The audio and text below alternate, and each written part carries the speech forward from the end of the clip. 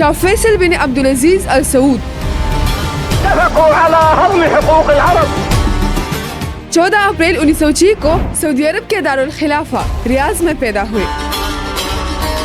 ان کی والدہ شہزادی طرفہ بنت عبداللہ بن عبداللطیف الشیخ مشہور مذہبی خاندان سے تعلق رکھتی تھی، جن کا رشتہ براہ راست امام محمد بن عبدالوہاب سے جا ملتا ہے۔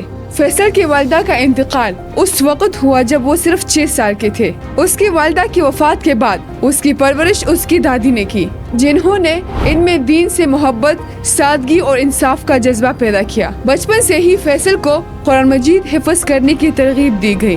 فیصل نے نہ صرف قرآن یاد کیا بلکہ اسلامی تعلیمات اور عربی ادب میں بھی گہری دلچسپی ظاہر کی۔ صرف 13 سال کی عمر میں شاہ فیصل کو 1930 میں ان کے والد نے سعودی وفد کے ساتھ برطانیہ اور فرانس کے سرکاری دوروں پر بھیجا۔ یہ وہ زمانہ تھا جب نو تشکیل شدہ سعودی ریاست عالمی سطح پر اپنی پہچان بنانے کی کوشش کر رہی تھی۔ فیصل نے ان دوروں میں شائستگی، فہم اور مدلل گفتگو سے دنیا کے رہنماؤں کو متاثر کیا۔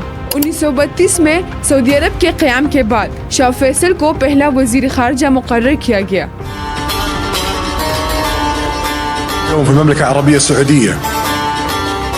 یہ عہدہ اس نے اپنی آخری سانس تک سنبھالا، یعنی 43 سال شاہ فیصل سعودی عرب کے وزیر خارجہ رہے۔ 1953 میں شاہ عبدالعزیز کے انتقال کے بعد ان کے بڑے بیٹے شاہ سعود تخت نشین ہوئے، جبکہ فیصل کو نائب وزیر اعظم بنایا گیا۔ اس دوران ملک کو شدید مالی بحران کا سامنا تھا۔ شاہ سعود کے غیر منظم پالیسیوں، شاہی اخراجات اور قرضوں نے مملکت کو کمزور کر دیا۔ 1960 تک سعودی عرب کا بیرونی قرضہ 500 ملین امریکی ڈالر سے تجاوز کر گیا تھا، جو اس وقت کے لیے خطے کی سب سے بڑی رقم سمجھی جاتی تھی۔ ایسے میں فیصل نے عملی اقدامات کیے، بجٹ کنٹرول نافذ کیا، شاہی اخراجات محدود کیے اور ریاستی آمدنی کے نظام کو منظم کیا۔ بالآخر 1964 میں علماء، شہزادوں اور عوامی نمائندے کے دباؤ پر شاہ سعود کو معزول کر دیا گیا اور فیصل بن عبدالعزیز کو سعودی عرب کا بادشاہ بنایا گیا۔ 1964 میں فیصل کے بادشاہ بننے کے ساتھ ہی سعودی عرب ایک ترقی اور تبدیلی کے دور میں داخل ہوا۔ ان کے حکمرانی کا بنیادی فلسفہ 3 نکات پر مشتمل تھا: اسلامی اصولوں کی بنیاد پر جدید ریاست، معاشی خود انحصاری، امت مسلمہ کا اتحاد۔ انہوں نے اپنی حکمرانی کے آغاز پر کہا تھا، ہم چاہتے ہیں کہ ہماری ترقی ایمان کے دائرے میں ہو، نہ کہ اس کے خلاف۔ شاہ فیصل کا سب سے بڑا کارنامہ سعودی تعلیمی نظام کا بنیاد رکھنا تھا۔ 1960 میں ملک میں شرعی خواندگی صرف 25% تھی اور خواتین کی تعلیم نہ ہونے کے برابر تھی۔ فیصل نے 1964 میں وزارت تعلیم کو اثر نو منظم کیا اور تعلیم سب کے لیے کا نعرہ لگا دیا۔ 1965 میں پہلی بار لڑکیوں کی تعلیم کے لیے اجازت دی گئی۔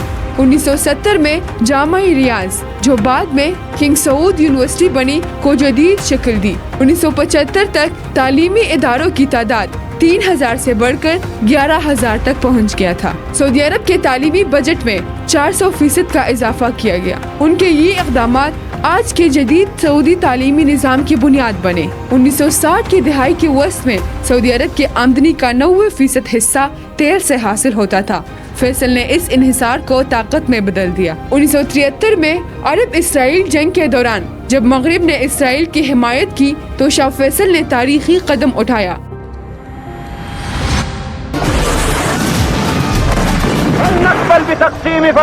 انہوں نے تیل کی سپلائی بند کر دی۔ یہ فیصلہ اکتوبر 1973 میں کیا گیا، جسے دنیا آئل ایمبارگو کے نام سے جانتے ہیں۔ اس کے بعد عالمی منڈی میں تیل کی قیمت 3 امریکی ڈالر فی بیرل سے بڑھ کر 12 امریکی ڈالر فی بیرل تک پہنچ گئی۔ عرب ممالک کی آمدنی میں 4 گنا اضافہ ہوا۔ یہ فیصلہ دنیا کی معاشی نقشے کو بدل گیا۔ امریکہ کے صدر رچرڈ نیکسن نے خود شاہ فیصل سے ملاقات کی درخواست کی۔ فیصل کا لقب ملک العرب المسلمین، یعنی عربوں اور مسلمانوں کا بادشاہ رکھا گیا۔ شاہ فیصل کے دور میں سعودی عرب نے پہلی مرتبہ مسلم دنیا میں قائدانہ کردار ادا کیا۔ انہوں نے 1969 میں مراکش کے شہر رباط میں اسلامی کانفرنس تنظیم یعنی OIC کے قیام میں کلیدی کردار ادا کیا۔ یہ تنظیم آج بھی 57 مسلم ممالک کی نمائندہ ہے۔ انہوں نے فلسطین کے لیے آواز بلند کیا اور ہمیشہ کہا اگر میں ایک دن بھی زندہ رہا تو بیت المقدس پر قبضہ تسلیم نہیں کروں گا۔ 1974 میں لاہور میں ہونے والی دوسری اسلامی سربراہی کانفرنس میں ان کی شرکت تاریخی تھی۔ یہ وہی کانفرنس تھی جس میں انہوں نے ذوالفقار علی بھٹو کے ساتھ کھڑے ہو کر مسلم دنیا کے اتحاد کی بنیاد رکھی۔ شاہ فیصل کی پالیسی اسلام اور جدیدیت کے درمیان توازن پر مبنی تھی۔ انہوں نے شرعی قوانین کے نفاذ کو برقرار رکھا مگر جدید ٹیکنالوجی اور بنیادی ڈھانچے کو فروغ دیا۔ انہوں نے ٹیلی ویژن متعارف کروایا جس میں ابتدا میں مذہبی طبقہ ناراض ہوا مگر فیصل نے کہا اگر ہم اسلام کے خلاف چیز نشر کریں تو غلط ہے، اگر ہم قرآن کی تلاوت اور علم کی بات دکھائیں تو عبادت ہے۔ انہوں نے بجلی، سڑکوں، پانی اور صحت کے منصوبوں پر بھاری سرمایہ کاری کی۔ 1975 تک سعودی بجٹ کا 25% حصہ ترقیاتی منصوبوں پر خرچ کیا جا رہا تھا۔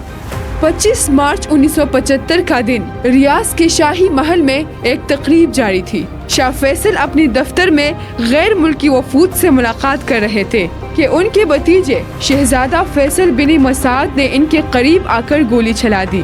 گولی ان کے سر پر لگی اور شاہ فیصل موقع پر ہی شہید ہوئے۔ اس وقت اس کی عمر 68 سال تھی۔ دنیا بھر سے تعزیتی پیغامات آئے۔ پاکستان میں 3 دن کا سوگ منایا گیا۔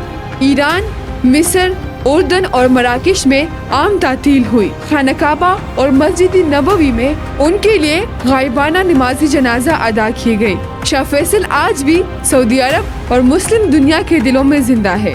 ان کے نام پر قائم ادارے ان کی میراث کی علامت ہے۔ کنگ فیصل اسپیشلسٹ ہسپتال، king Faisal university, king Faisal انعام برائے خدمت اسلام اور ریاض کے مشہور شارع فیصل جو ان کے نام سے منسوب ہے۔ ان کا قول آج بھی تاریخ کے صفحات پر روشن ہے کہ ہم اسلام کے بغیر کچھ نہیں اور اسلام کے ساتھ سب کچھ ہے۔ خلاصتاً یہ کہ شاہ فیصل صرف ایک بادشاہ نہیں تھے، وہ ایک نظریہ تھا، ایمان، خودداری اور انصاف پر مبنی ایک نظریہ۔ ان کی قیادت نے یہ واضح کیا کہ ایک مومن حکمران اپنی ایمان اور عمل سے پوری دنیا کو بدل سکتے ہیں۔ شاہ فیصل کا خواب تھا کہ امت مسلمہ ایک ہو اور یہ خواب آج بھی زندہ ہے۔